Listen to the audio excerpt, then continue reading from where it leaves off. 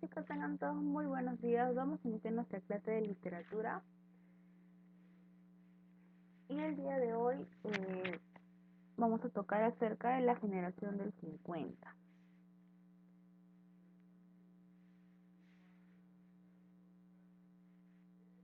Bueno, ¿qué pasó en los años 50 aquí en el Perú? ¿Qué contexto histórico pasó? Veamos. Todo esto ocurre junto con el gobierno del general Manuel Odría. Se desarrolla la infraestructura de la capital en Lima, es decir, empieza a crecer la ciudad de Lima, ¿no? Su infraestructura, empiezan los edificios, empieza la tecnología. Tiene un gran fenómeno migratorio de las provincias, especialmente de la sierra peruana hacia Lima. Vienen los de provincia a tener una mejor vida, una mejor calidad, ¿no? A Lima. La explosión demográfica genera mano de obra barata para la industria y el comercio.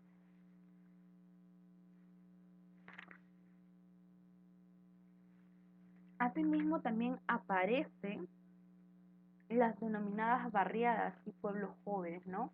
Esos asentamientos humanos, ya que los provincianos vinieron a Lima, necesitaban hospedarse, ¿no? Y empezaron con las invasiones, ¿no? Asentamientos humanos, barriadas, pueblos jóvenes, lugares donde no era habitable en la parte de Lima, ¿no? Todo ello ocurrió en la generación de 50. Todo esto ocurrió en el Perú, ¿no? ¿Qué características nos puede dar esta generación del 50?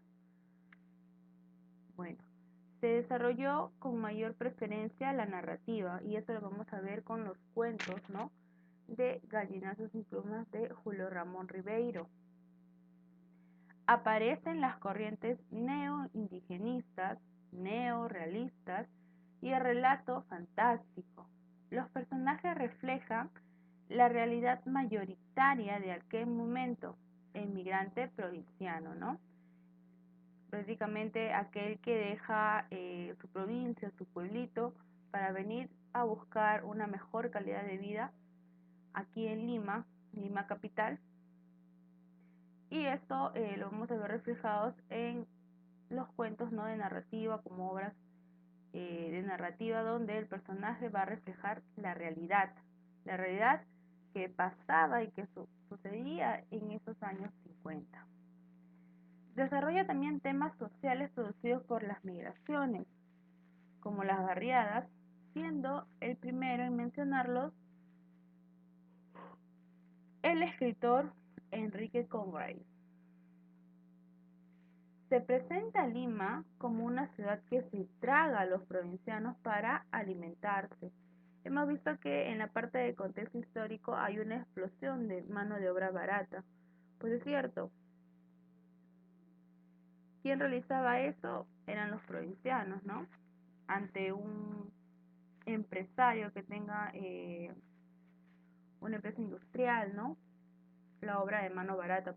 Por eso una de las características que dice la generación del 50 es que presenta Lima, Lima capital, ¿no? Donde había grandes empresas, donde hay, ¿no? Grandes empresas, se llegaba a beneficiar de esa mano de obra barata que lo generaban los provincianos, ¿no? Con un sueldo bajo y altas horas de trabajo. Pone también en evidencia las circunstancias que rodean a una moderna clase media.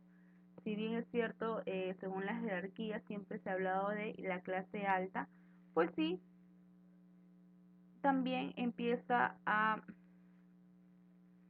detallar mucho la clase media. ¿Qué representantes vamos a encontrar en la generación del 50? Recordemos que la generación del 50 no solamente va a abarcar Perú, sino otras partes de Sudamérica. Pero en este caso vamos a hablar de Julio Ramón Ribeiro, ¿no? Con su máxima obra de Gallinazos sin plumas. Pero no cabe recalcar que uno de los representantes que hubo, ¿no? En el Perú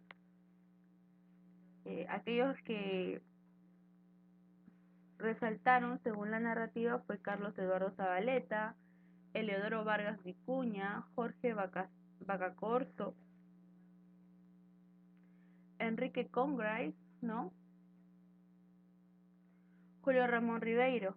Y en la poesía, ¿quiénes destacan? Pues destaca Alejandro Romualdo, Washington Delgado, Carlos Germán Belli, Francisco Bendezú, Juan Gonzalo Rosé y Pablo Guevara. Entonces, ¿quién es Julio Ramón Ribeiro y por qué es tan resaltado en esta generación del 50? Bueno, vamos a iniciar detallando su biografía y las características que privan de su obra. Entonces, él nace en Lima en el año 1929. Estudió Derecho en la Universidad Católica, ¿no? Viajó por España, Alemania y Francia, estableciéndose en París. Colaboró en varias revistas nacionales y extranjeras. Fue embajador ante la UNESCO y ganó el premio de Juan Rulfo. Murió el 4 de diciembre de 1994, días después de obtener el premio Juan Rulfo. ¿Qué características y estilo tiene este gran autor? Pues son las siguientes. Tiene una gran capacidad de análisis psicológico, ¿no? Juega con la psicología del lector, notable muestra de la condición humana, es realista, las situaciones, ¿no? Situaciones que se dieron en Lima, ¿no? Mediante las migraciones, él lo plasma realmente en sus obras. Ha creado también arqueotipos de la clase media limeña, frustrado y solo, y tiene mayormente lo que son temas urbanos. Entonces son esas características resaltantes de Julio Ramón Ribeiro. ¿Qué obras podemos encontrar en él? Bueno, si vemos en lo que es narrativa, ¿no? Y especie literaria de cuentos, vamos a encontrar que él publica en el año 55 Los gallinazos sin pluma. En el año 58, Cuentos de circunstancias. En el año 1964 publica Las botellas y los hombres. En el 74, Las palabras del mudo, que va a ser una compilación de sus cuentos completos y existen varias ediciones. En el año 77, Silvio en el Rosedal, ¿no? Prácticamente él es es un exponente resaltante en lo que son cuentos urbanos. También hizo novelas, también tiene obras de novelas. En el año 70 publica Crónicas de San Gabriel, con el cual gana un premio nacional de novela. En el año 65, Los geniecillos dominicales, ¿no? De igual manera, él gana el premio de la novela del diario Expreso. En el año 76 publica su novela Cambio de guardia. Y también tuvo obras, ¿no?, de teatro. En el año 75, Santiago el Pajarero, obra de teatro basada en Santiago el Volador, partes de las tradiciones peruanas de Ricardo Palma. En el año 81 publica su obra llamada Asturias, a tus parias. Bueno, para poder hablar un poco más acerca de su cuento, ¿no?, Gallinazos sin pluma, les voy a explicar brevemente cómo aconteció y cómo se desarrolla este pequeño cuento, ¿no? Sí, si bien es cierto, el autor es Julio Ramón Ribeiro y fue publicada en el año 55, Gallinazos sin pluma va a explicar la infancia de dos pequeños niños, ¿sí? Efraín y Enrique eran dos pequeños niños pobres que vivían con su abuelo Don Santos, un anciano avaro y abusivo. El viejo tenía un cerdo llamado Pascual. al que quería engordar lo más que se pueda para poder venderlo a un buen precio.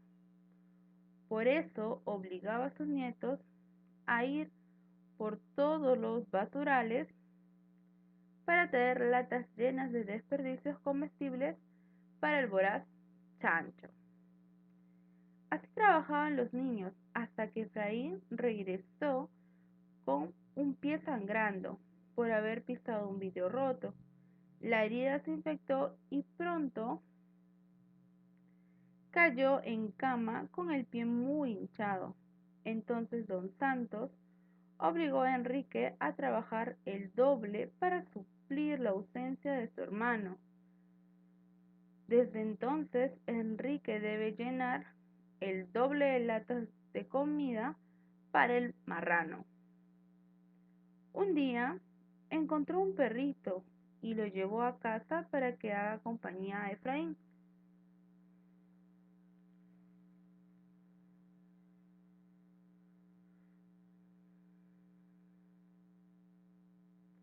El perrito fue bautizado como Pedro y alegró los dolorosos días de los niños.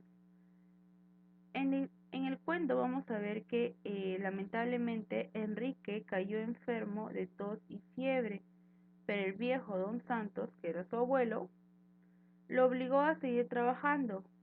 Uno de esos días, el niño volvió y vio que su abuelo había matado al perrito y le había dado de comida a su cerdo. Entonces Enrique le reclamó al viejo y éste lo abofeteó y lo mandó al suelo. El muchacho agarró un palo y le golpeó en la cara. El viejo resbaló y se convirtió en alimento para sus propios chanchos. Los niños huyeron en casa. Bueno, esta obra prácticamente, tal cual les acabo de explicar, trata sobre dos hermanitos pequeños, ¿no? Que van a ser explotados duramente por su abuelo, quien los obligaba a recolectar comida para un cerdo en los basurales de Lima.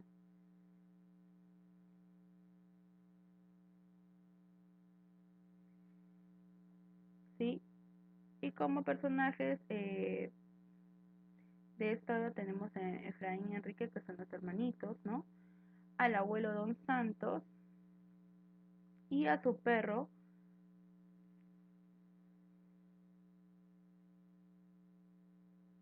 y al perrito, ¿no? Que acaba muerto,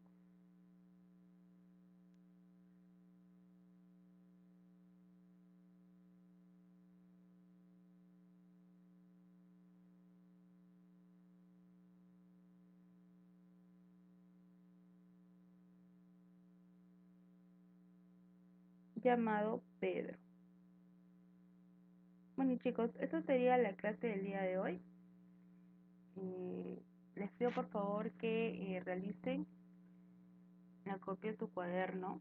Es muy importante que lo tengan, ya que mayormente las preguntas que realizan los exámenes van basado a la teoría que les explico y que les digo, ¿no? Que estén en su cuaderno. Respecto al examen, quiero recalcar por favor que en lo sucesivo, es decir, de acá al examen mensual que va a venir de acá supongo a 3 semanas, voy a considerar mucho aquellos que saquen la información del material o del cuaderno, que debe de estar de ahí, a menos que sea una pregunta recabada y tienen que investigar un poco más por internet, ¿sí?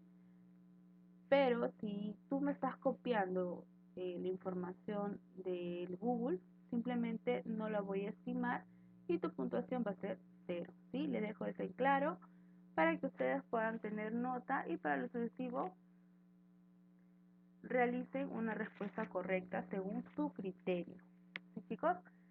Bueno, nos vemos en la siguiente clase. No olviden por favor marcar su asistencia y entregar la tarea, que es prácticamente copiar y pegar, ¿no? El tema desarrollado en su cuaderno. Recuerden que deben que poner su carátula del tercer bimestre. Cuídense mucho, nos vemos en la siguiente clase.